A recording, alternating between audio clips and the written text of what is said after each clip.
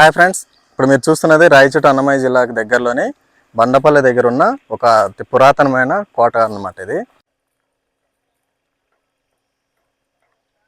ఈ కోట ఇప్పుడైతే శిథిలావస్థలో ఉంది. మొత్తం కోట గోడలన్నీ కూడా పడిపోయినాయి. ఇక్కడ మీరు చూసినట్టయితే పెద్ద బావి అయితే ఉంది చూడండి. ఈ బావి లేదంటే గవి అని అంటాం దీన్ని.